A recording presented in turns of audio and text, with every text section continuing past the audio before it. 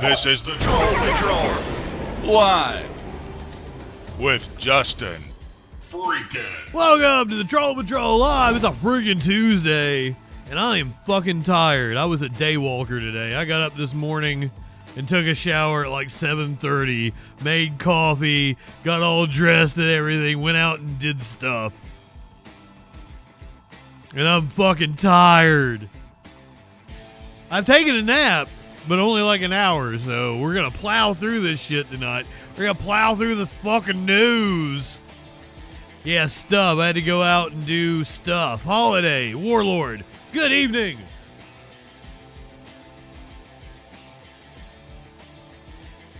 Well, like, it may work out. I had been staying up until like 5 or 6 in the morning. So this may work out and actually get me back on schedule. I like to be in bed by like 1 or 2 at night. Up by like 9:30, 10, have my coffee between like 10 and 11. Sit down, talk to any clients that need anything done.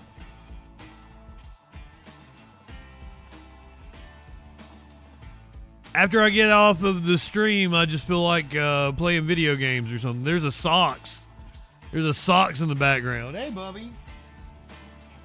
He was really upset that I did not cuddle with him this morning. I got up and went out and did errands.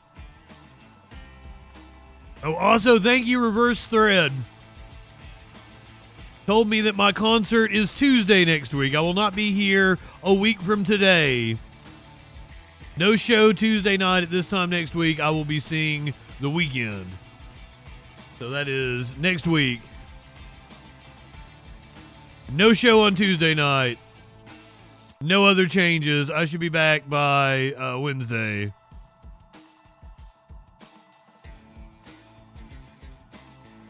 Progressive Squirrel, I looked the other day. There are no advertisement.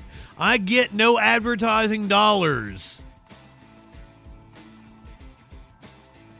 That's a very good question, Holiday. Because, I used to get 50 cents of ad revenue for a stream. I don't even get that anymore. Absolutely no ad revenue. So I hadn't been playing ads. I used to try to play them all at one time so nobody missed any content. But like last year when they changed their policy, it didn't seem like anybody was getting ads, so I stopped doing that. But apparently it will take you out and tell you that you were in an ad break, but not actually play you an advertiser. Also, I feel really sorry for the poor dumbass that called in last night. Holy shit. I go to my Twitter and you remember he brought up minimum wage in California. It was like, it cost people jobs. You know what his source was for that? Fox Business. To which I replied with a Harvard study that was like, no, there's been no negative effects, just positive effects. People are getting paid more. I'm like, do you not? Because he kept talking about narratives and like biased news sources and shit. And I'm like, Fox Business is a biased news source towards capitalists. Harvard has no biases. They're just wanting to put out a study that determines the facts. Stop listening to fucking shit like Fox Business. Of course, they're going to try to take... And even in the article he cited, you go down and you read it, and it had a counter argument. The headline was like, California loses 14,000 jobs or something. But you go down and you read the inside the article, and a guy counters like, no, this was just the population decrease in California and the commensurate contraction of the national economy makes up for like where these job losses came from. Nowhere near attributable to the rise in minimum wage. It seems the rise in minimum wage was a good thing. So I don't know how to get through to these people. He and some other dipshit spent hours just going like, look at this picture of George Floyd with something white in his mouth. I'm like, The autopsy says he was killed by the cops. We all watched a video of him getting killed by the cops. The jury found that he was murdered by the cops.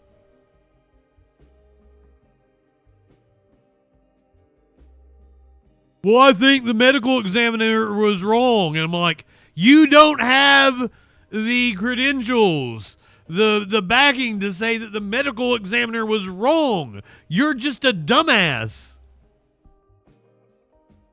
That's why I am begging right-wingers, please learn to feel embarrassment.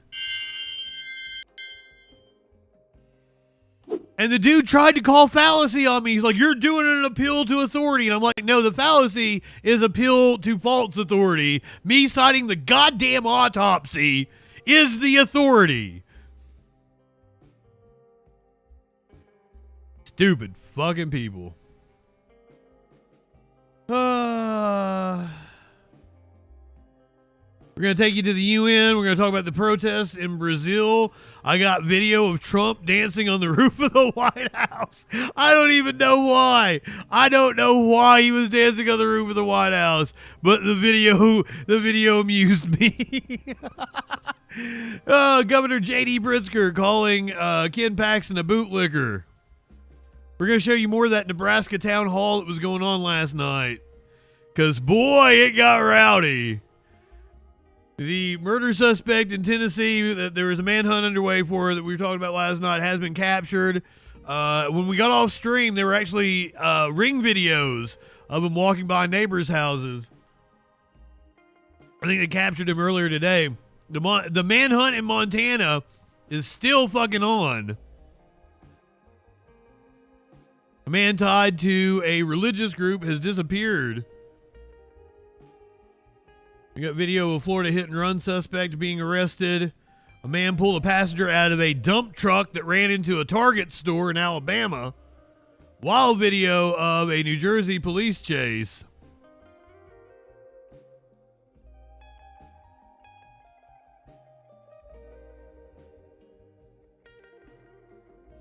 We're going to listen to Steve Kornacki break down the Texas redistricting bullshit. I'm going to play you, because I don't want to be accused of being in an echo chamber. I'm going to play you some Republicans. I'm going to play you some Democrats. We're going to hear from both sides.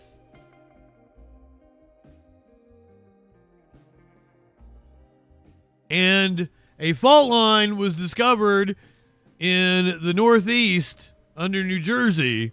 And in completely unrelated news, New Jersey experienced a second earthquake today. All that and a lot freaking more tonight on the Troll Patrol Live. Good evening. Welcome in, Tones, Progressive Squirrel. Good to see you all. Let's get to it because we got a lot to cover. This happened just a couple of hours ago at the UN.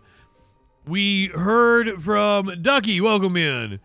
We heard from the brother of a IDF hostage being held by Hamas. Pictures of his emaciated body came out over the weekend. We heard from his brother last night. Silent Textillion. Welcome in, friends. He testified in front of the UN earlier today. President, members of the Security Council, distinguished delegates. My name is Eli David, and I am speaking before you today not as a politician or a diplomat, but as a brother. I'm pretty sure you're neither of those things. My younger brother, Eviatar David, along with Guy Gilboa Dalal and 48 other hostages, are being held hostage by Hamas in Gaza. Eviatar is the kindest person I know. I learned from him how to be a better son. Well, to you, he's your brother. He is shy, but full of life. He has the soul of a musician. He has played the guitar since he was 10. And we play together every week. I miss his smile, and I miss his hug. And I just want to see him hug my parents. He said he misses his hog. Eviatar was kidnapped from the Nova Music Festival at the age of 22. I think he was in the IDF, yes. To dance, to enjoy the music he loves, Music is a very big part of who he is. Since that day, my brother and the other hostages have endured an unimaginable nightmare. This is not just a figure of speech. Their lives are truly hanging by a thread. We now know from medical reports and other indications that Eviatar, Guy, and the others are the brink of death. They may only have days left to live. Days. That is how urgent that is. They have each lost nearly half. The reporting seems to say that he was My abducted little from the brother music now festival. weighs only around 40 kilograms. But there's been a lot of misinformation about that. The attack wasn't actually on the music festival. It was on the military installation next to the music festival. That's just around 90 pounds. No, my lord, he's putting the blame on Netanyahu. Thanks. This is me right here. Here. This is me. My younger sister. This is Eviatar. Look at his smile.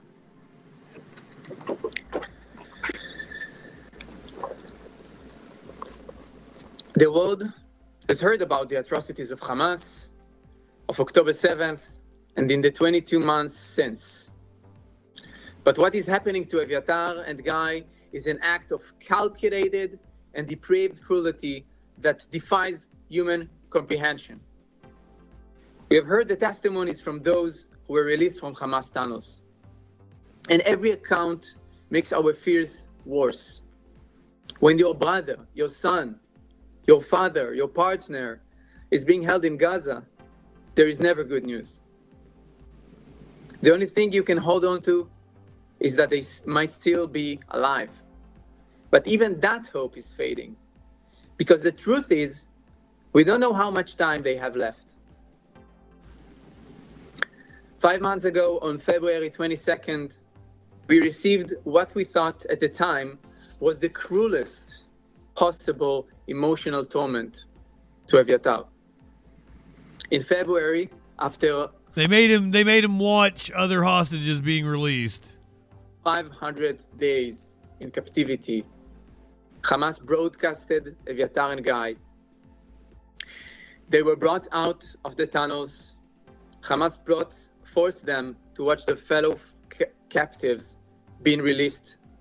Then, Eviatar and Guy were sent back into the dark tunnels.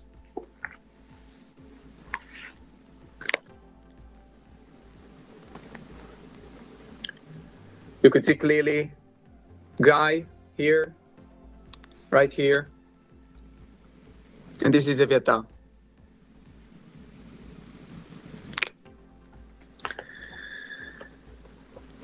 We thought at the time that this was the pinnacle of evil. But then, just this past weekend, we received a new video from hell. We were reminded just how much more cruel and inhumane Hamas and its sick partners are. My brother was a living skeleton. He had barely the strength to move or speak. His voice barely recognizable. In that video, my little brother was forced to speak to the world and then actively began to dig his own grave inside a filthy, dark tunnel in Gaza. My mother and I could not even bring ourselves to watch it. We knew that if we did, we would be unable to function.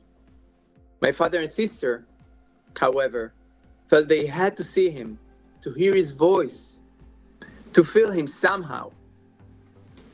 Now those images haunt them.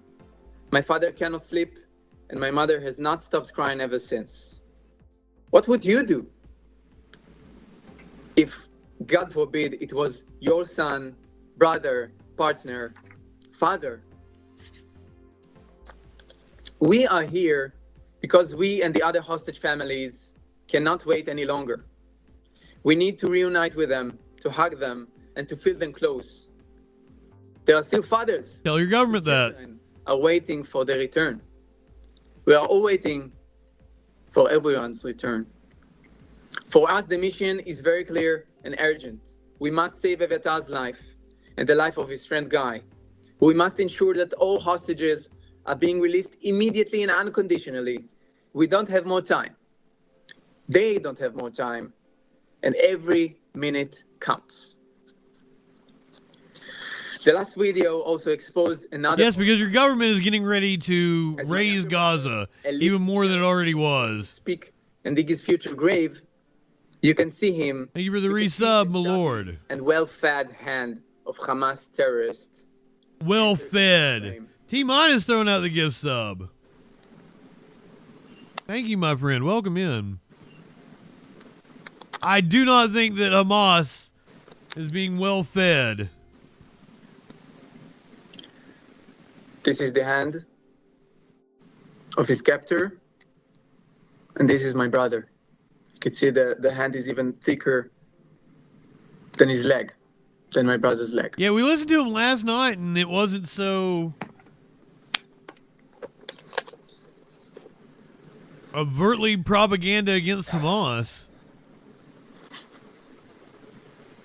I mean, your government's the reason your brother's still there. Hamas confirmed what we have known for months. The terrorists have plenty of food. The only ones starving in Hamas tunnels are the hostages, Wow. Guy, and the 48 others.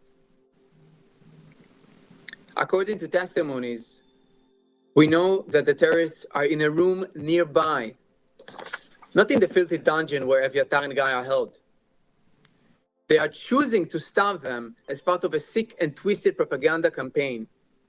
They use them and starve them as a weapon of war. Yeah, I got none of this from his interview that we watched last night. Including Tal Shoham and Omer Venkert were held in the same space with my brother Eviatar and his friend Guy, testified to this. They told us that the terrorists always had plenty of food nearby and would even relish it loudly, while the hostages had none. It is all part of a calculated plan to torture the hostages, starve them, break their spirit, both psychologically and physically. This is a humanitarian crisis, the one of the hostages, that is being discussed here. Not here in the Security Council, not in the other UN forums. The very soul of humanity is being scarred by Hamas's barbaric actions. We, the family of Eviatar, refuse to give up hope. We are weeping and suffering, but we are also fighting with every fiber of our being. We will not give up until we see him back home, until my mother and father can hug him again. I got news for you, brother. And Your own government is getting ready to make sure that your brother doesn't come home. Full conquest of Gaza is what Netanyahu is calling for. Well, the full conquest of Gaza. An Israeli media report, the Prime Minister will push for this strategy after 22 months of war. Benjamin Netanyahu is set to meet with senior members of his security cabinet today. And senior officials close to him say, quote, "The die is cast, even though there is dissent among the ranks." A source says the defense establishment opposes an expansion of ground operations in areas where hostages are believed to be held. This all comes amid pressure and protests to end the war, including from the families of hostages who have warned against expanding a military campaign in Gaza. And take a look at this. The scene from Gaza on Monday captures the desperation of hundreds of Palestinians as humanitarian aid is airdropped into the enclave. Well, Hamas is demanding the dire humanitarian situation in the enclave be addressed before it returns to the stalled ceasefire and hostage release talks. The Israeli Prime Minister had this message on Monday. We must continue to stand together and fight together to achieve all our war objectives, the defeat of the enemy, the release of our hostages, and the assurance that Gaza will no longer pose a threat to Israel. Later this week, I will convene the cabinet to instruct the IDF on how to achieve these three objectives, all of them without exception. Let's see, once again, he's speaking Hebrew, so that means he's speaking to the people of Israel, not us this time. If he wants the message to penetrate Western media, he absolutely speaks English. I even think I've heard it. He speaks Arabic, doesn't he? I want to say that, like, he sent messages to neighbors in Arabic before.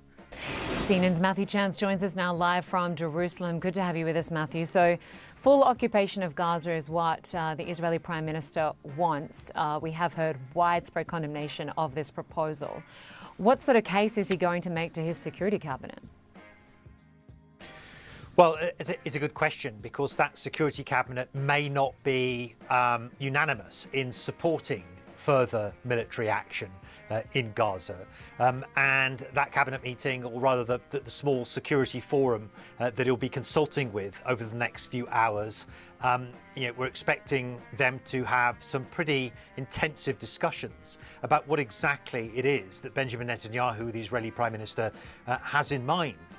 When it's floated out there from sources close to the Prime Minister's office that he wants to take over full control over the Gaza Strip. Currently, the Israeli military have operational control of about 75%, three quarters. There's another quarter which they don't have full operational control over.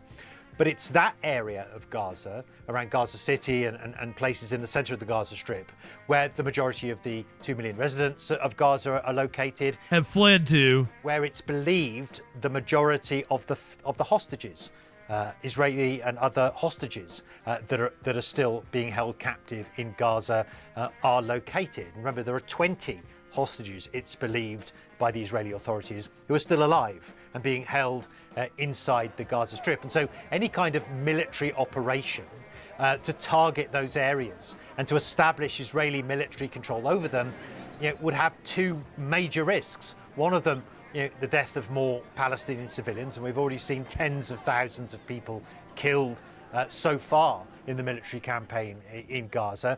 But also, it would crucially risk the lives of the hostages as well. By the way, there are 4 U.S. citizens currently being held hostage. 2 of them were captured after our strikes on Iran. The other 2 were captured last year. So that's 4 U.S. citizens. The United States is planning to move forward supporting the full conquest of Gaza. You can see approach in line with that of U.S. envoy Stephen Witkoff. Oh, it says unclear if government's approach is in line with that of U.S. envoy Steve Witkoff. The risk they could be executed. I mean, Trump has said as much. The risk they could be killed by kind of friendly fire. That's happened before as well in Gaza, as Israeli troops sort of sought out the locations where the hostages are being held. So it's an immensely risky strategy. It's also one that will be intensely unpopular among the vast majority of people in Israel, who are exhausted, overstretched, tired with the ongoing, incessant military campaign, which, as I say, has been underway really since the appalling attacks on Israelis in October the 7th in 2023. And so many people in this country, the majority of people in the country, they simply want this war to end, and they want their hostages back home. Yeah, exactly. Matthew Chance for us. Good to have you on this story. Thanks so much.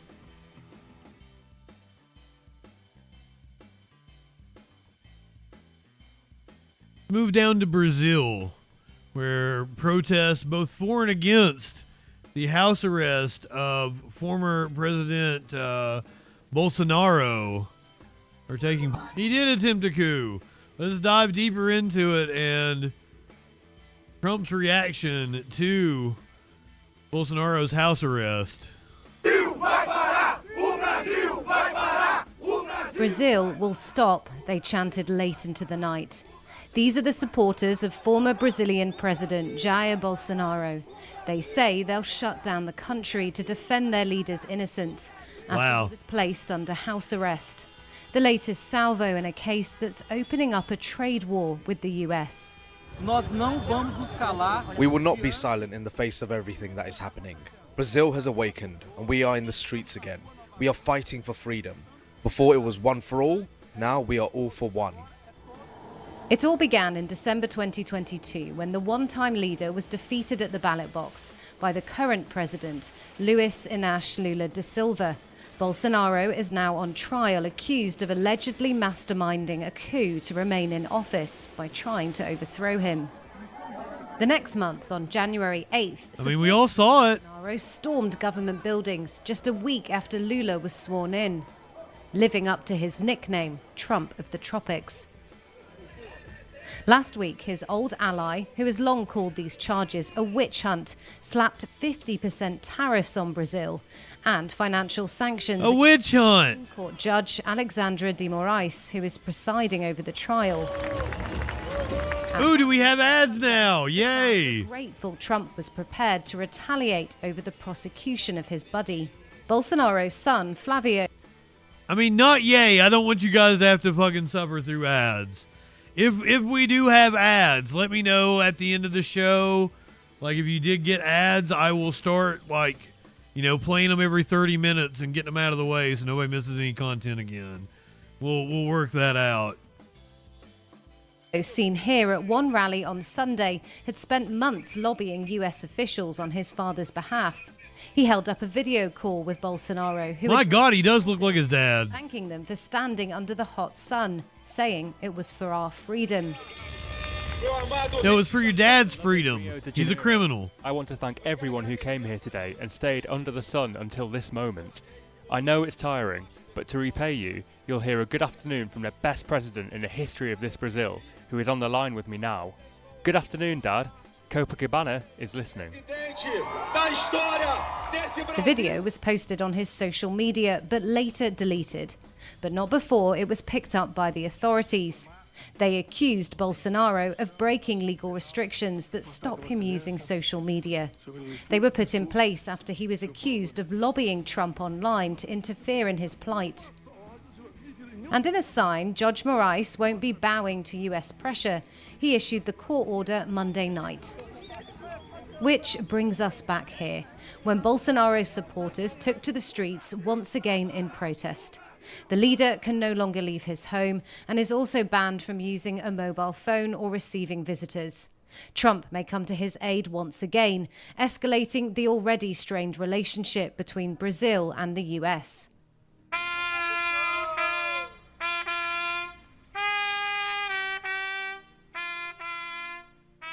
Outside the gates of Bolsonaro's home, for anyone who thought his political future was dead, the streets are playing a different tune.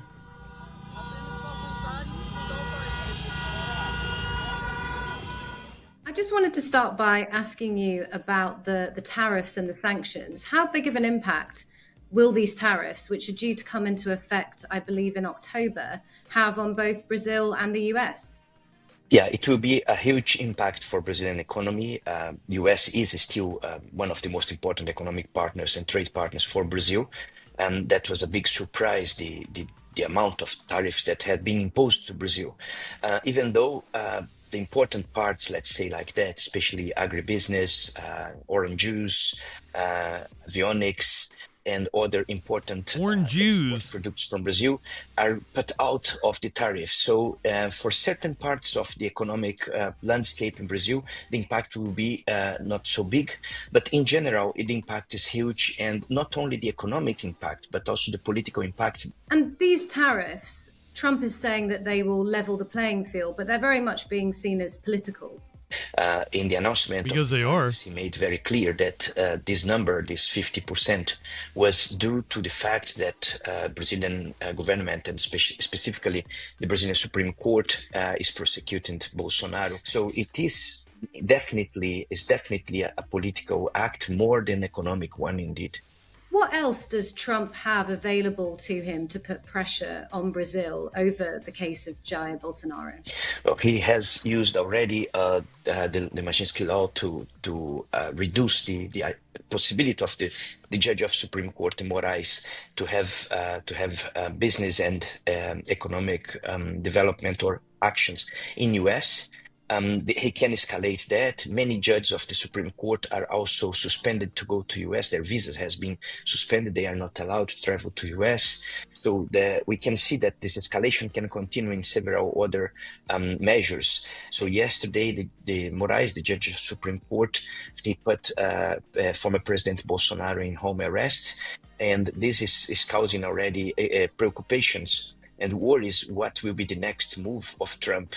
He declared that he condemned that yesterday, Trump, and let's see if that will be translated in any form or sort of action against Brazil. And you mentioned there Moraes, who's the Supreme Court judge who's presiding over this case. A lot of the US anger seems to be against this judge, and it's not the first time that he has refused to bow to US pressure.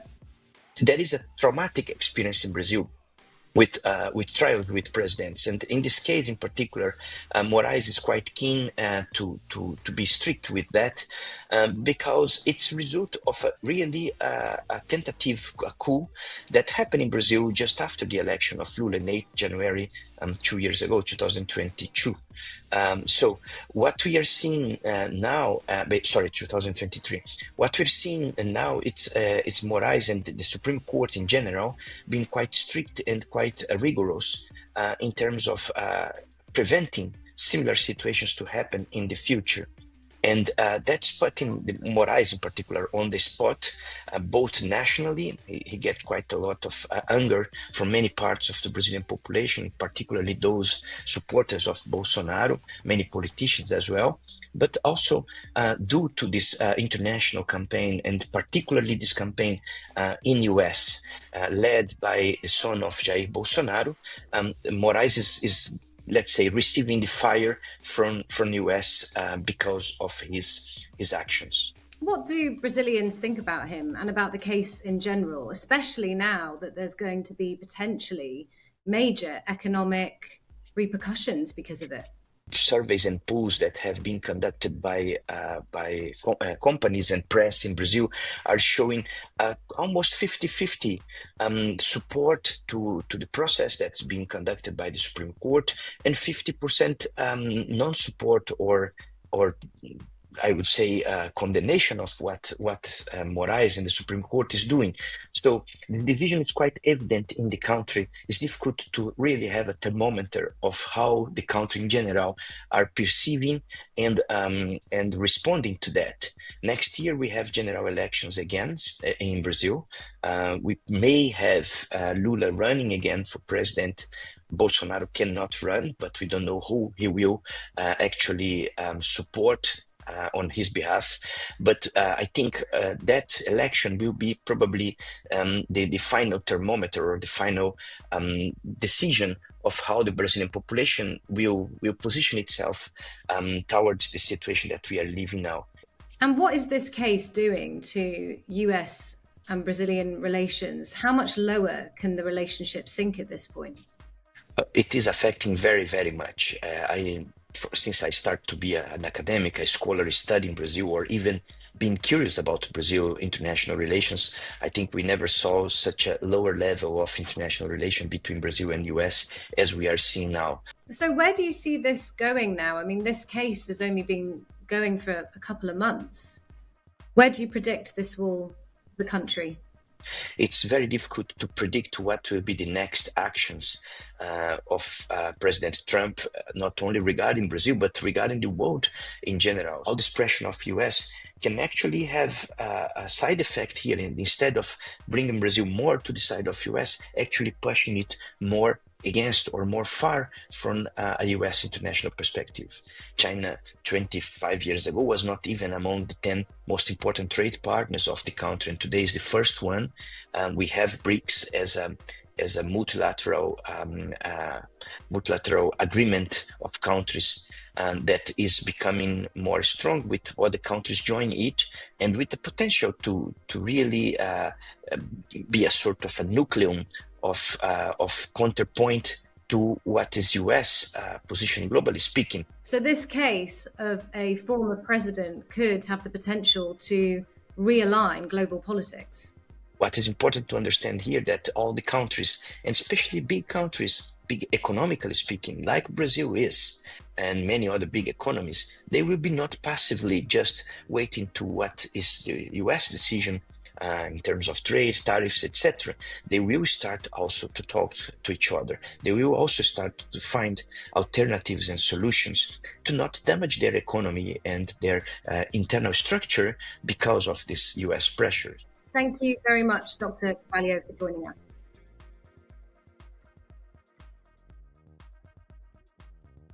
So excellent in-depth breakdown of what's going on in Brazil.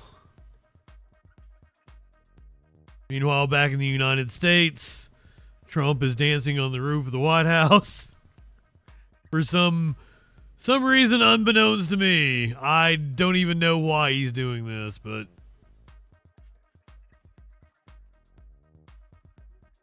I didn't know they've apparently got the Village People playing very loudly while Trump is up on the roof of the White House.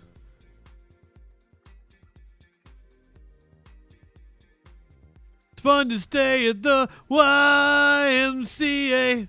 So that's the reason why we have the awkward Trump dance.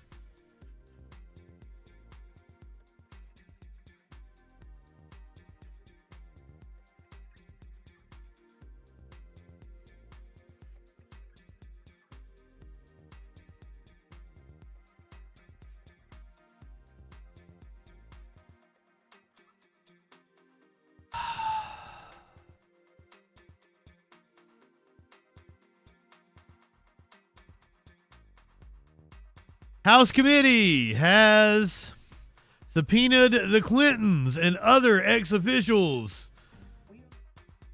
This morning on the latest on the back and forth over the files related to Jeffrey Epstein. House Oversight Committee Chairman James Comer has issued a slew of depositions. Now, apparently, Ghislaine has come out and opposed the release of the grand jury transcripts.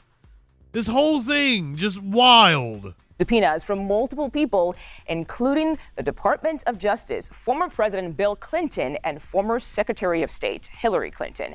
CBS News Justice reporter Jake Rosen is following this for us from Washington. Jake, the big question now is what comes next here?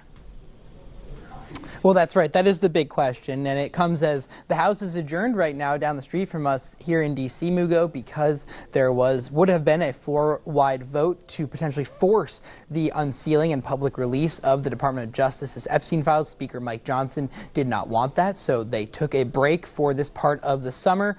The pressure has not stopped, and this is actually a semi-bipartisan resolution and statement from Chairman Comer, who has promised to get more information out of the Department of Justice and people who were involved in these Jeffrey Epstein investigations throughout administrations. There are former Trump officials here. Think about Bill Barr, Jeff Sessions. There are people from the Obama era, Robert Mueller, Merrick Garland, who obviously was the Attorney General under President Biden, Eric Holder, some names who really are from a different generation of politics maybe than what we're living in now, but all whose Department of Justice or law enforcement organizations oversaw multiple investigations into Jeffrey Epstein. They want to sit down with these people, ask questions, and potentially get new answers out of them if there are any to be found. But the most interesting thing is the bipartisan resolution here, Mugo, to force the Department of Justice to release files from the multiple investigations, and in addition to that, a resolution to make sure that victims are protected, and also to force the release of any communications between the Biden Department of Justice and the FBI and White House about the Epstein files during President Biden's administration, obviously between 2020 and 2024. Yeah, and Jake, we mentioned some very big names there. So how likely is it that they'll actually sit through a deposition? Not likely. Well, it depends on how much they want to fight this. There have been 3 instances in which a president has been compelled by Congress to subpoena. It's been Donald Trump, Harry Truman, and now potentially Bill Clinton. No president has actually sat down for any of these depositions so far, so likely President Clinton is not going to be forced to testify here. But it's very possible that other law enforcement officials are going to have to fight this and at least state why, or potentially come in and plead the Fifth Amendment. I think Clinton should. I think he should come in. I mean, Slick Willie. But here's the problem is I think he's probably guilty. So legal advice, he probably shouldn't. But politically, he should. Like we're seeing right now. It's just the problem is he's guilty. Congressional investigations into President Biden and his administration. But the big question really here is there even anything new that could be uncovered on this front, Amugo, as the political football is still being passed between the White House, Department of Justice, and the courts in New York of whether these grand jury testimonies have anything new, whether there's anything else there, or whether potentially any details of the conversation between Ghislaine Maxwell and the Department of Justice from last month could be released as well. We are still waiting word on that. But certainly it's been an all-court press, and the pressure is not going to stop, even though the House of Representatives is not in right now. The Oversight Committee making it clear they intend to get some answers. Yeah, we keep saying this is a case that's not going away anytime soon, and every day it seems like there's something new to prove that. Jake Rosen, thank you so much for your time today. And there keeps being a slow drip of materials related to Epstein coming out. Clinically, DJ Dub, Sports Cards, Tones. I'm sorry if I missed anybody else snuck in here on me. Flo, Warlord. Happy anniversary to my lord. Drake, Princess Kimberly. Silent, T-. Drake, be sure to stick around. When we get to the end of the show, I have a police chase. Happened earlier today. It's a Tesla. It was a Tesla. You might have seen the traffic. Trump asked if he had anything to do with Maxwell's prison transfer. What elections are all about. Yeah, please. Thank you so much, President Trump. 2 questions for you. One, were you aware of and did you personally approve the prison transfer for Ghislaine Maxwell that your Justice Department? I didn't know about it at all. No, I read about it just like you did. And do you believe that she is? It's not a very uncommon thing. Do you believe that she's credible to be listening to? It's incredibly uncommon. Recently. Well, let me tell you, he's a very talented man. His name is Todd Blanche. He's a very legitimate person, very high. I just a very highly thought. He's very high, respected by everybody, and I didn't talk to him about it, but I will tell you that whatever he asked would be totally appropriate, and it's not an uncommon thing to do that. Very high, higher than Willie Nelson. You're Willie Nelson high. You're smoking some of the best dope God ever put breath in.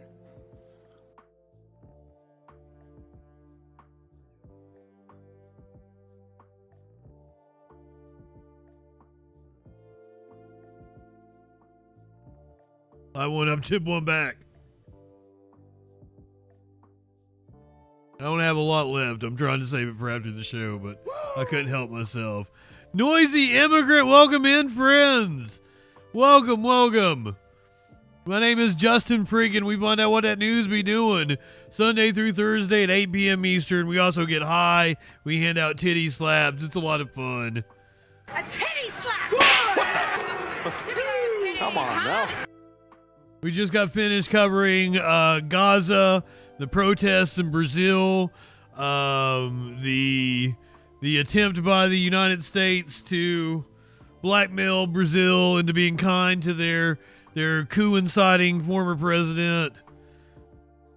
I got 2 different raids. Welcome. Maybe the first one didn't take.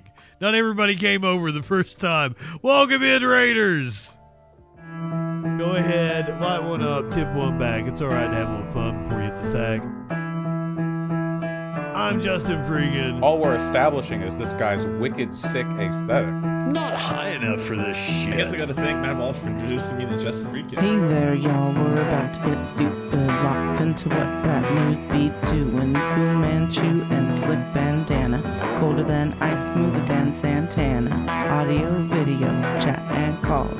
Right-wing nut jobs haunt the halls. What you wanna watch? Hey, what you think? And there's only one choice. It's JustinFREAKIN. The guy's, he's a formidable voice in the call. Light one up and tip one back. It's a right to be high. Let's grab a snack. It's fucking news, quit panic, attack, and play your cards right and get a titty slap. Jump in Discord, have some fun. The man will talk to everyone. Get high and try to debate. When shit pops off, chat thinks it's great. What do you think you're doing? Join the troll. Wherever discourse is brewing. Justin. Hey, Justin, how's it going, brother? First of all, I want to say you're poser South. I'm in Alabama. I'm the real South. Okay, all right. So why don't you tell us what it takes to be a man? Well, I don't know. I'm in Alabama and I'll fuck a man in a dress. Why won't you fuck a man in a dress? Are you that insecure that you won't fuck a man in a dress? That's fantastic. So you're okay with that, right? Yeah. Why wouldn't I? Good. Right-wingers are morons. Like one hit and hit one back. One more clip before we hit the set an alert when that shit goes live. Social fucking support and hit subscribe. Light one up and take a hit. He does no harm, but it takes no shit. He's the last one standing when the ship is sinking. Let's take another rip for JustinFREAKIN. Light one up, tip one back. I'm JustinFREAKIN. Not high enough for this shit.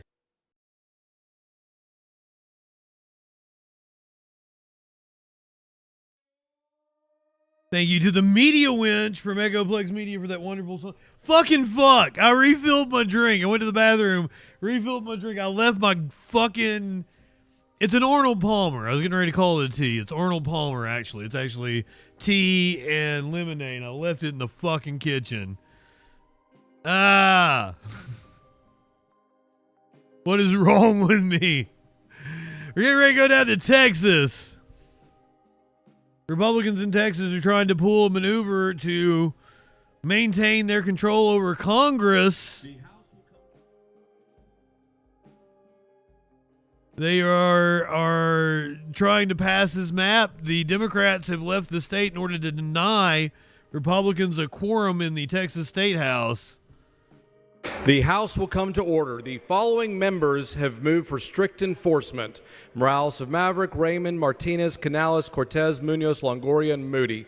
Members, vote from your desk and vote for yourselves. Clerk, ring the bell.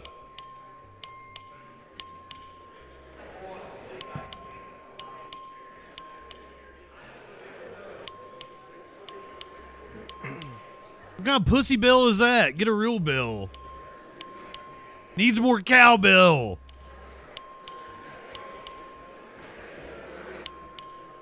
Hey now, look at this lady. I don't know who she is, but she got class. She can be my GOP mommy.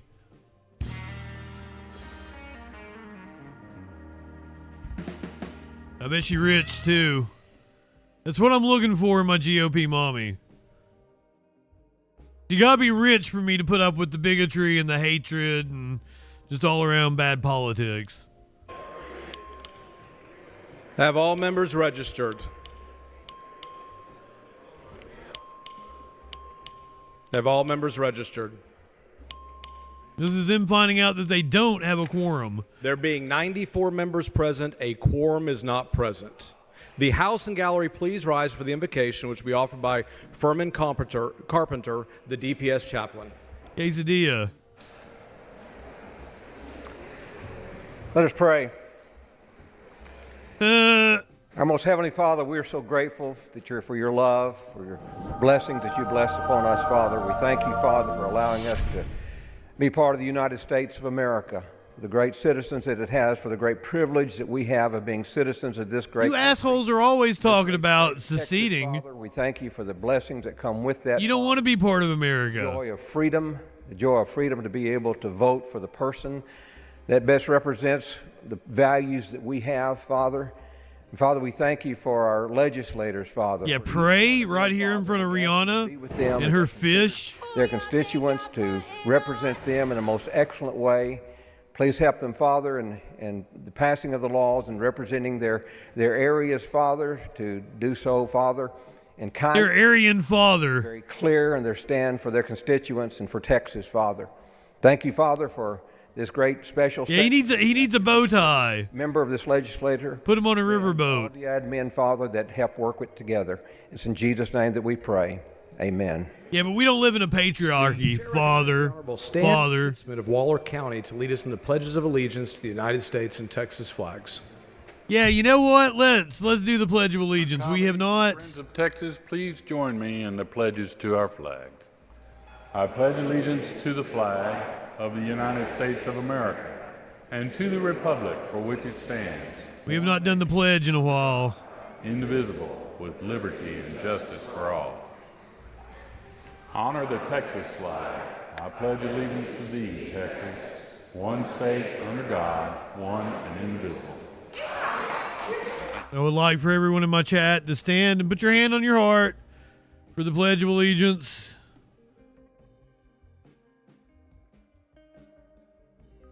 I pledge allegiance to the flag of the United States of America. Thank you very, very much for letting us little kids live here.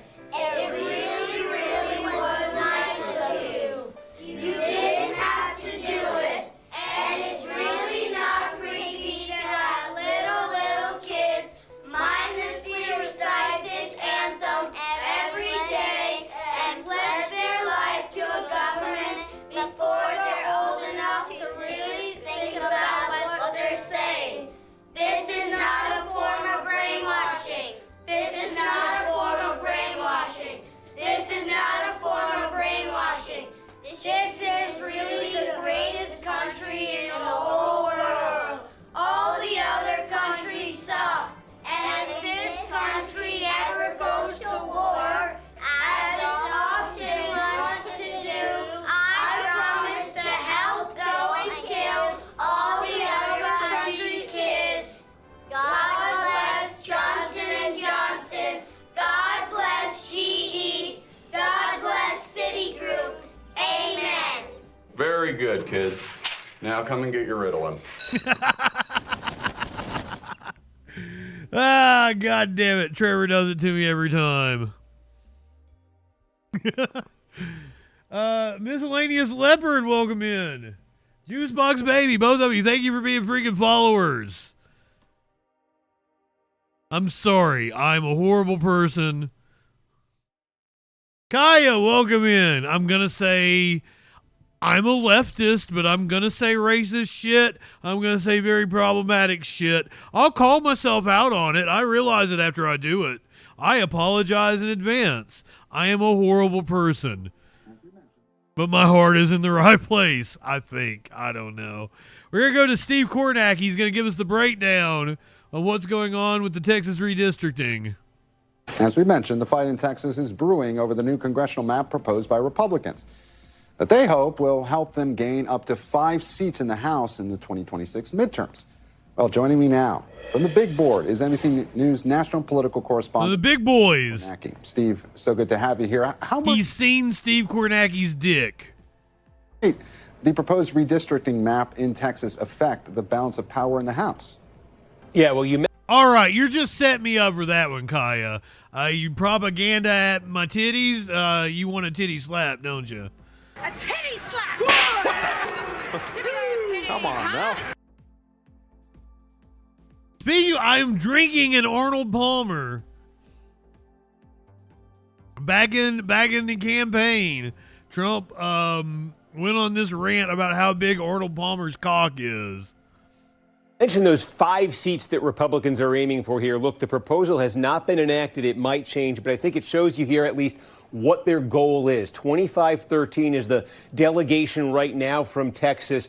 This proposed map from Republicans, if you just filled in each district based on the presidential election result last year, Trump Republican or Harris Democrat, it would give Republicans a 30-8 advantage from the Texas delegation. Now, actually getting all 5 of those, though, might be complicated under this plan a little bit, at least for Republicans. Let me show you this. These are the 5 districts Republicans are after with this proposed redraw. And there are 2 different things happening here. Start with these 3 that I'm going to circle right here. The 35th district, the 9th district, and the 32nd district. In these 3, what you are seeing here is just sort of a wholesale redraw of each district, geographically, demographically, a transformed district. All of these overwhelming Democratic districts currently represented by Democrats, they would become double-digit. In gerrymandering, what you're calling that is packing. You're packing all the Democrats into one seat so that you can maintain the other seats.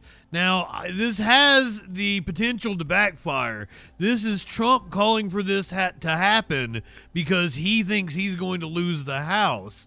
But if they redraw the districts the way they want to, they're going to be diluting some of their solid red districts and possibly making it easier for Democrats to pick up seats in a wave election. Trump districts. Likely then the question would be with these Democratic incumbents, do they go try to seek re-election in other nearby districts? So these could be three almost gimme pickups for Republicans here. Then the other two, Henry Cuellar is the Democratic incumbent in the 28th district. Vicente Gonzalez is the Democratic incumbent in the 34th district. The changes in these districts were more minor. You can see here Cuellar, a Democrat, had just won re-election last year in a district that went for Trump by 7 points. Under this redraw, this district, this is in the Laredo area, South Texas, gets more Republican by 3 points. But again, Cuellar was able to win with Trump winning this district by 7. It becomes a district Trump would have won by 10. Cuellar certainly would still be competitive in that district. So this would not be automatic for Republicans. A wild card here, too. Henry Cuellar, a more moderate conservative Democrat, especially on the border. No, not moderate. He is a right-wing nut job. Federal bribery charges. Will he even be a candidate come 2026? That's a big wild card. But certainly, if he is in this district, this redraw doesn't rule him out of winning that at all. And also Gonzalez here, Vicente Gonzalez in the 34th district. Again, Rio Grande Valley. He won last year in a district that voted for Trump by 4 points. It becomes a district that would have voted for Trump by 10. That certainly puts him in grave jeopardy if this is the district he ends up running in. But again, the fact that he could win here means he certainly would have a shot to win here, especially in a midterm environment. Nationalize this. Again, we talk about these three districts here that have gone, that under this plan would go from solidly Democratic to solidly Republican. What that means is we have this count here. There are currently... But he's leaving off the part that for those districts to go that much towards Trump, you're putting all those voters in other districts and making other seats more competitive. Districts here that have gone, that under this plan would go from solidly Democratic to solidly Republican. What that means is we have this count here. There are currently 13 Democrats around the country in districts that were won by Trump last year. These are places Republicans want to play offense in 2026. Those three that they're completely redrawing, we just showed you in Texas, would bring that count up to 16. So Republicans could now potentially be playing offense in 16 districts. And don't forget, Gabe, there's certainly a possibility what we're seeing in Texas could play out soon in Ohio, with Republicans trying to do the same thing here. And Republicans could potentially bring this number of 16 up to, say, 18, maybe 19, if they were able to get a redraw, the redraw they're looking for there. So the net effect here for Republicans, if they get a map like this out of Texas, it lets them play offense next year in places they weren't originally going to, and they can afford, Republicans can afford a net loss of no more than 2 House seats. So anything they can pick up from Democrats is huge for them. You know, Steve, 2026 doesn't seem so far off anymore. Thanks so much for helping us flesh it out. Steve Kornacki. You got it. Remember, oh, shut up, Tom Llama. Top stories on the NBC News app or watch live on our YouTube channel. I didn't get a chance to go into it. Yeah, fuck it. This is a more interesting story. Who gives a shit about redistricting?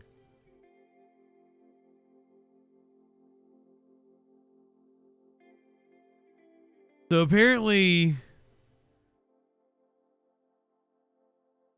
Tom Llama is kind of difficult to deal with.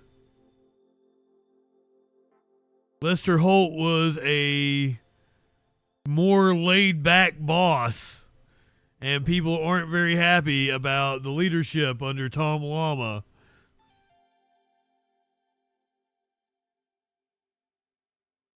Tom Lama leaves NBC News staffers bristling with challenging management style after laid-back Lester Holt.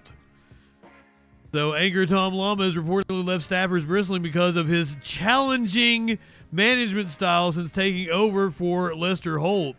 Lama's aggressive, hands-on approach since jumping into the anchor chair last month has upset some rank and file after a decade of Holt's laid-back style. Multiple sources familiar with the matter told the news site Breaker. He has a management style that has been extremely challenging on some of the team. Meanwhile, there will soon be one high-level departure after the anchor change. Megan Rafferty, who has served as executive producer of NBC Nightly News for nearly 4 years, told staffers on Tuesday that she was leaving to join MSNBC's new parent company, Versant.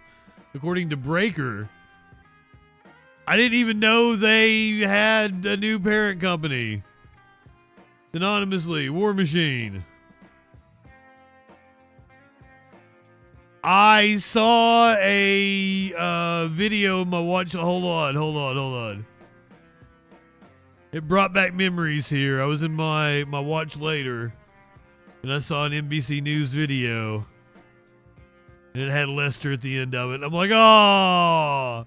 I remember when I used to tell Lester to shut the fuck up all the time.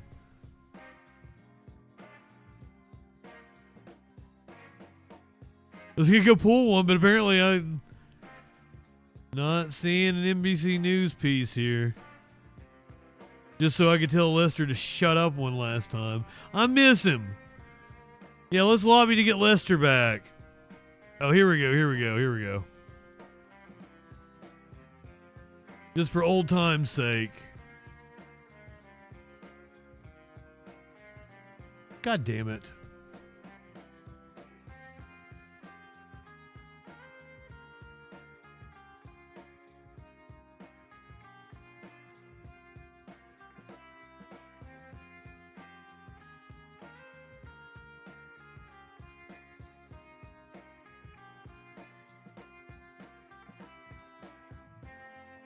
Well, let's get more on that Wisconsin town hall event that Gabe mentioned with NBC News reporter Julia Jester. Julia, good morning. So first off, even if you don't... You two not want to work for me. Well, Savannah, this is shaping up to be the... Nothing cooperate. What the fuck are you talking about, War Machine? No yeast. Well, let's get more on that Wisconsin town hall event that Gabe mentioned. You've been going off in chat. What the hell? Just set the scene for us. And who's this Kennedy-looking reporter they got here? I'm sorry, your stomach is fragile, my friend. So Elon, I had no idea why you posted that thing in the Discord, and then I noticed it was $69. I was like, oh, nice. Has spent his time, his X posts online, and his money in this race, and we will find out tomorrow whether Musk's influence will help or hurt the conservative in this state Supreme Court election, Savannah. Thanks for watching. Stay updated about breaking news. Shut up, Lester! On the NBC News app or follow us on social media. Miss you, Bubby.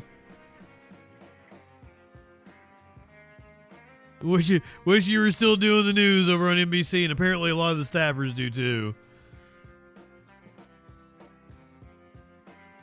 I'm jumping ahead. I'm tired. I don't want to do this shit anymore.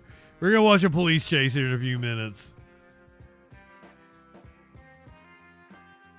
We played part of this last night, but let's play more of it because it's fun.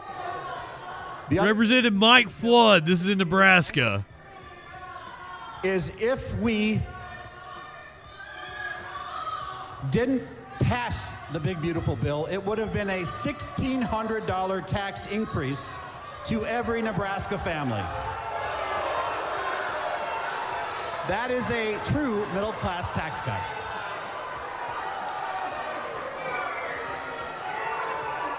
Next slide, please. These are the other important parts of the one big beautiful bill. Next slide, please. T-minus, thank you for throwing out more gift subs. This is on overtime.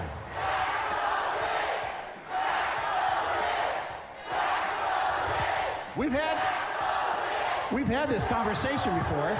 As I recall, This is people in Nebraska chanting tax the rich. and we shared this in Columbus, if we adopted the Democrats' plan to tax the rich, if we adopted the Democrats' plan. My question is fiscal. With $450 million FEMA dollars being reallocated to open Alligator Alcatraz and $600 million taxpayer FEMA dollars being used to now open more concentration camps and ICE burning through $8.4 million a day to illegally detain people, how much does it cost for fascism? How much do the taxpayers have to pay for a fascist country? Yeah, buddy.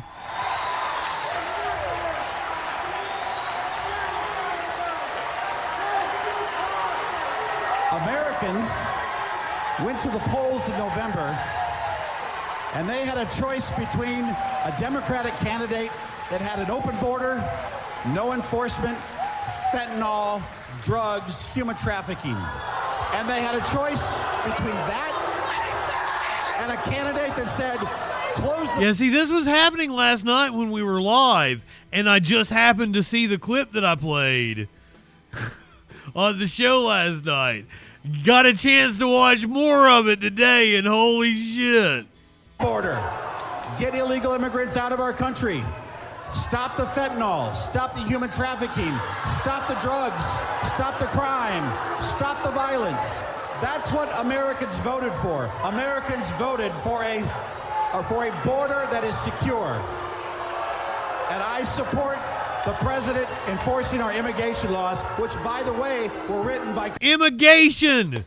Yes, I support the president in enforcing our immigration laws. Let's get gay with the immigrants.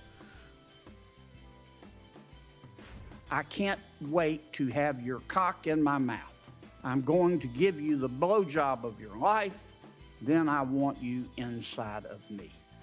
Yes, these aren't fucking lefties in Lincoln, Nebraska. Stop the violence. That's what Americans voted for. Americans voted for a border that is secure. And I support the president enforcing our immigration laws, which, by the way, were written by Congress. Saying that silence is complicity.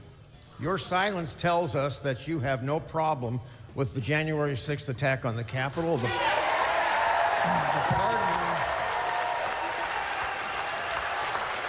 Her shirt says, "Go fact yourself."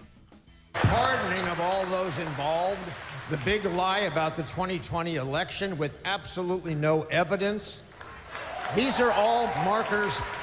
These are markers of fascism. I have read a dozen or so books on authoritarianism and fascism. You said in Seward that you were not a fascist.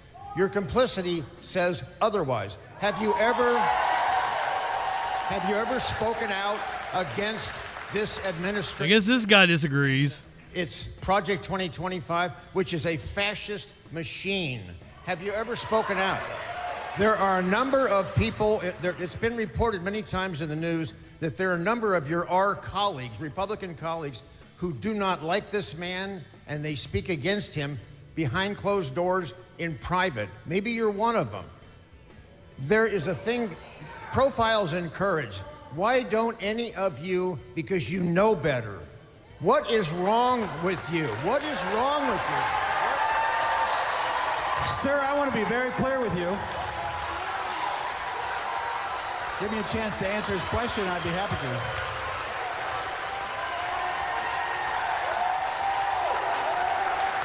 Brother, listen to the people.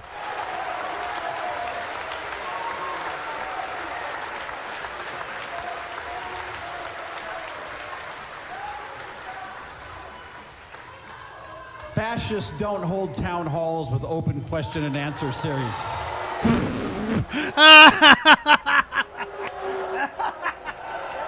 And I will tell you this. I support law enforcement. And what happened on January 6, 2021 was not right, and I'm on the record saying so. Really? It is an honor to serve you and a privilege to serve you in the United States Congress. Thank you very much, and have a safe drive home.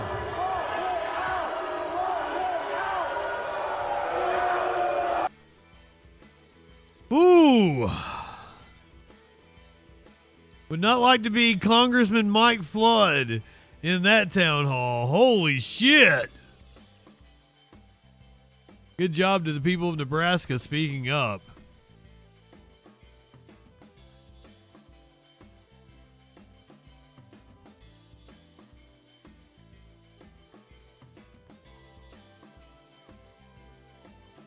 Over the weekend, New Jersey experienced a, what was it, 2.5, 2.3 magnitude earthquake, which resulted in the discovery of a new fault line.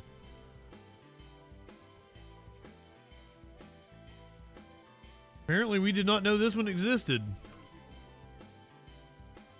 That magnitude 3.0 earthquake in 3.0 the weekend. I was watching a movie with my son. We felt it, didn't know what it was, and today we learned a new fault line was just discovered in Jersey. Scientists say the discovery could help them predict larger quakes stretching as far as New York City. Let's get out to News 4's Chris Glorioso live in Northvale, New Jersey with more. Hi, Chris. Hi there. Well, the earthquake that struck this weekend with the epicenter in Hasbrook Heights was not nearly as powerful as the one New Jersey saw back in the spring of 2024. But scientists say after that 2024 quake, they installed more seismometers. And those I guess that's where they found it. They say the discovery of a new fault line in New Jersey. Now they are hopeful this weekend's quake might prompt more additional scientific discovery. Inside Hasbrook Heights Pizza, watch, and you can see the quake shake the water bottles stored in the basement. Next door at Himalaya on Heights, restaurant worker Dalmu Sherpa Shantayel said it felt like the floor suddenly dropped out around 10:18 Saturday. Sure enough, here's the seismograph. Describe what you felt. Feel like it's really heavy, like drop it. It's not static, but like really boom. For those who felt Saturday's magnitude 3 earthquake, the sensation was startling. But for Columbia geologist Dr. Folaren Kolawole, the data produced by the quake could be invaluable. He and his colleagues recently published this paper identifying a new fault line in Hunterdon County never before discovered in New Jersey. Using machine learning and a network of seismometers installed after last spring's magnitude 4.8 quake, they connected more than 1,000 tiny aftershocks to pinpoint the new fault's location. It's a groundbreaking result because in the entire Northeast U.S., Kolawole says the fault which caused this weekend's quake is still unclear, but more data can help determine just how deep and long our region's fault lines are, which might one day help forecast whether larger quakes are in New York City's future. is it possible we could see a big one in the next 10,000 years? I think so. I think it's very much possible. Importantly, scientists are not... You're being difficult to deal with, Kat.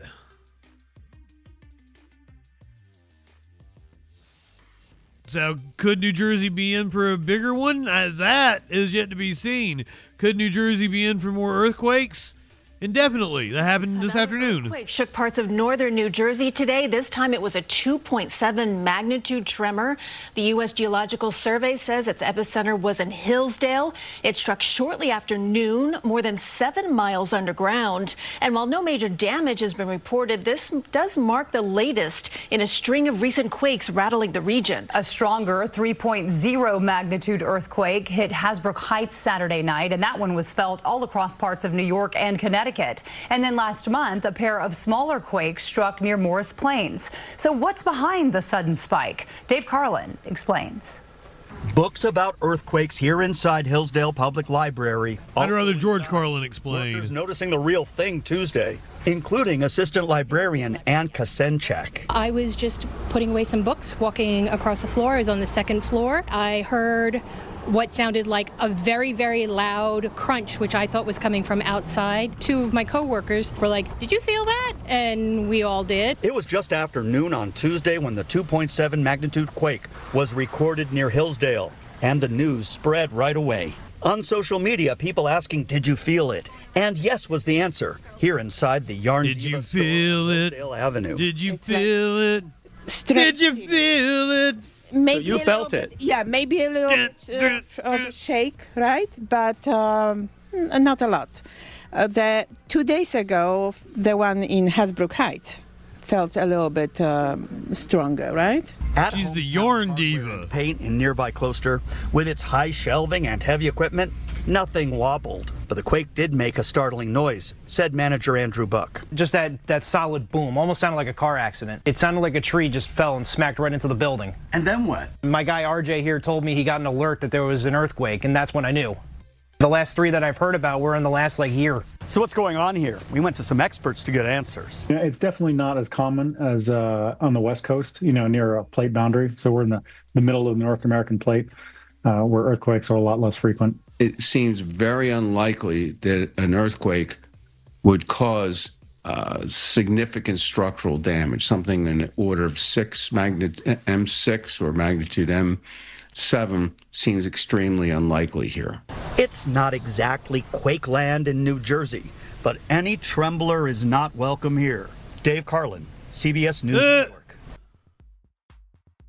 Any trembler is not welcome here. So if you got the shakes, don't go to New Jersey.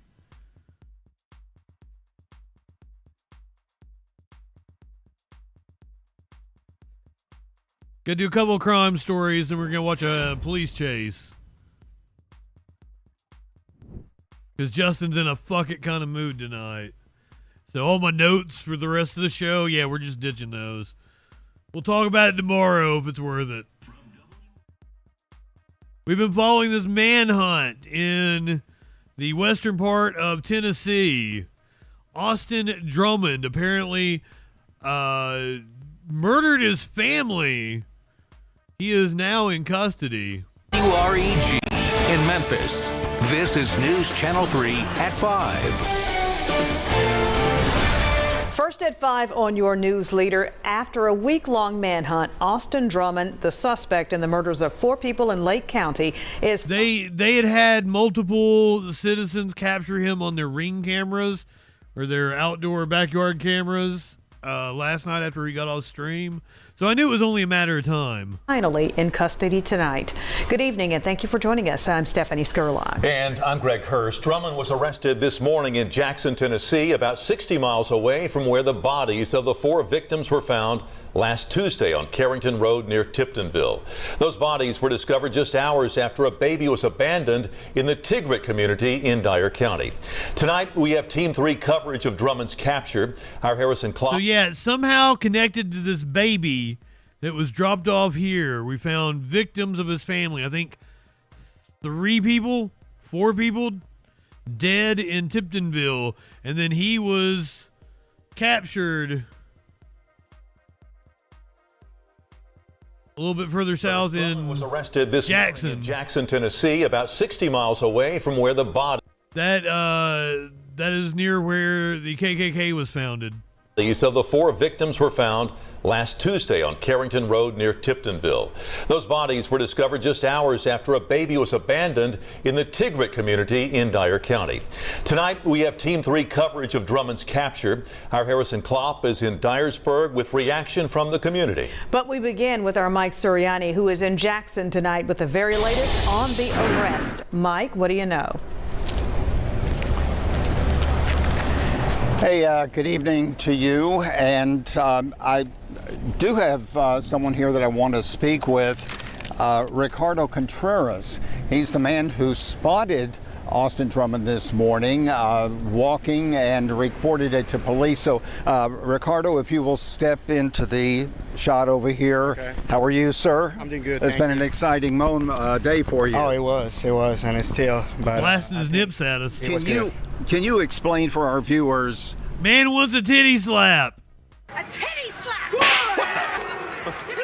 Come on now. Why am I like this? What happened this morning? Well, what happened is it was like we were working outside painting a house, and one of my guys, he heard something into the wood, and he came to me and tell me like, hey, yeah, surprised they're not like tackling him as he's on the man walking over there on the TV right. Man. No, this is Tennessee. There was a report out today that ICE is operating completely different in red states than they are in blue states. So at that point, I knew it was him, because who else can be walking in between the wood, especially in that area that they've been looking for him last night and the whole day yesterday. So we saw him. I can't even tell you was at that moment if it was him or not. I just saw a man with a black. The same reason I like my GOP mummies.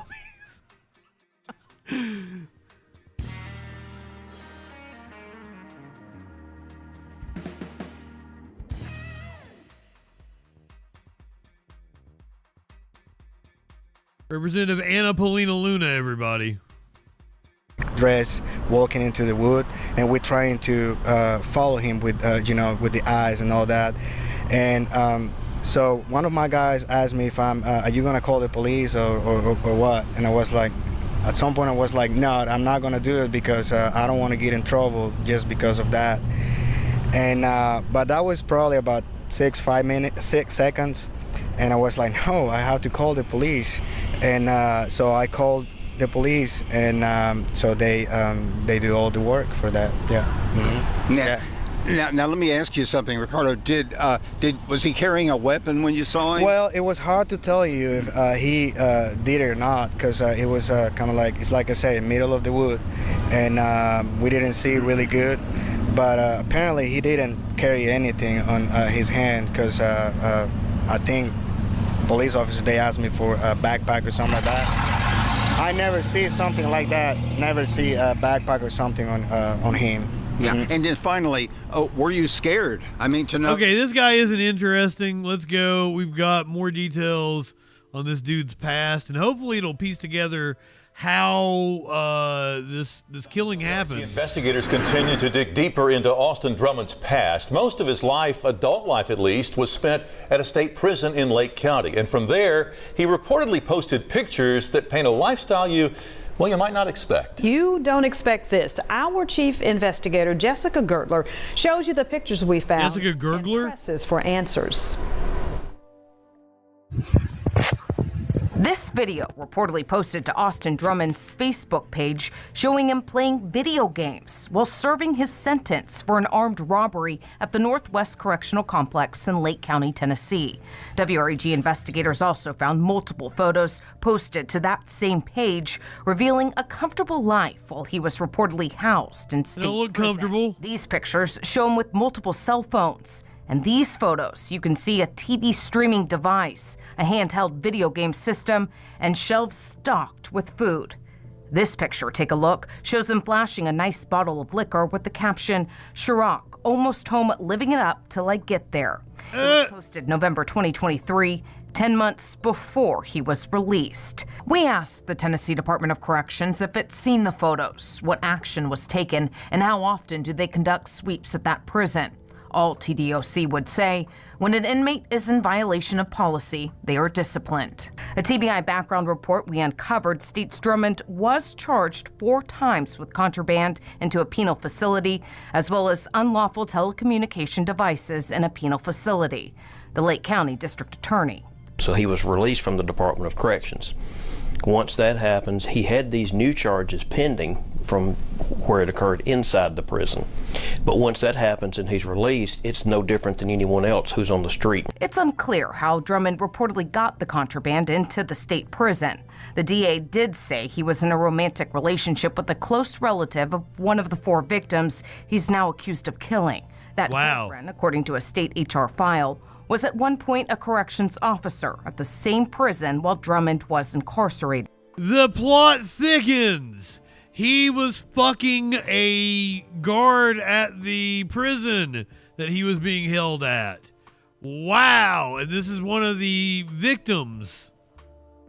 The file makes no mention of any reported relationship, though. The only disciplinary issue listed is what led to her firing last October.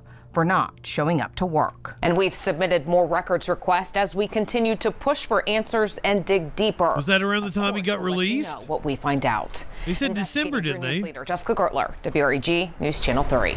Just wow.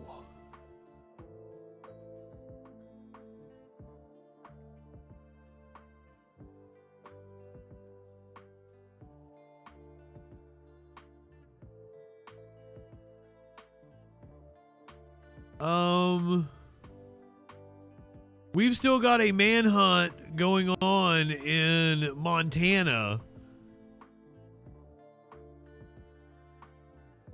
Dude got upset, went into a bar, and killed a couple patrons and workers. The search continues for suspected killer Michael Brown. Law enforcement agencies from across the state are pitching in to help. This is within our region. This is our neighbors. These are our friends. So that's why we're here. The Lewis and Clark County Sheriff's Office and Helena Police Department have sent resources to Anaconda, including the joint city-county SWAT team and the Sheriff's Office command vehicle. Initially, when the call came out, we brought over my tactical unit to support the Anaconda Deer Lodge call for help. While the SWAT team is back in Lewis and Clark County, they are standing ready to return to Anaconda if needed. And the command vehicle, along with 4 Sheriff's Office personnel, are still there supporting Incident Command near Stumptown Road. Sending resources to other communities is not uncommon in Montana. We use it a lot. I would say more than 30 times that we have responded around Moving the state to Montana. But the current manhunt for Brown is unique. The part that's unusual about this is because of the topography and maintaining where the suspect may be, is that we're working with other TAC teams. And as long as the help is needed, Sheriff Dutton said his team will be there. It's called mutual aid, and it's more than gold because wait, what? Be paid back. In Helena, Madeline Heath, MTN News. An event full of family fun for local. Mutual aid is not helping cops, I assure you. Locals and visitors in Anaconda each year has been canceled for this coming weekend. MTN's John Amy has more on the decision and how the community is responding. With the manhunt continuing for a suspected mass shooter and a city still grieving the loss I like this dude. Citizens, the city of Anaconda. He looks like he needs to be like promoting his law firm. He's an ambulance chasing lawyer. Better call Saul. Made a difficult decision to cancel its beloved upcoming summer festival. It's very heartbreaking. I know what it means to the community. It's a celebration of our heritage, but I think right now we don't need celebration. We just need to grieve. Anaconda officials decided to cancel this year's Smelterman's Day that would have run Smelterman 8th through the 10th. The small town is reeling from the deaths of 4 people who were shot at the Owl Bar on the morning of August 1st. 4 days after the shooting, law enforcement was still looking for the suspect they've identified as Michael Brown. Festivities were supposed to kick off on Friday, and this Friday will be a week since the shooting itself happened. So it's really not a time for celebration. Some citizens you should go on with the festival. Anxiety knowing a potentially armed and very dangerous person is still out there roaming the woods west of town, though local and state law enforcement have assured the public the suspect will be found. We're concerned because it's a small town and we're worried that he's going to slip back in, and we're all going about our business. Organized. Well, the victims were definitely not young people. Next year because it's a very popular event. It's huge. I mean, people plan their family reunions around Smelterman's Day. People plan weddings. High school reunions are super popular this time of year. Judy Powers said, "What a beautiful area, though." One of the victims, her neighbor, Tony Palm. He was just a very nice man. Very nice man. I can't see him, causing trouble anywhere, or he just and a great neighbor. In Anaconda, John. Just a deer walking down the road. News. What a place. I want to move to Anaconda, Montana.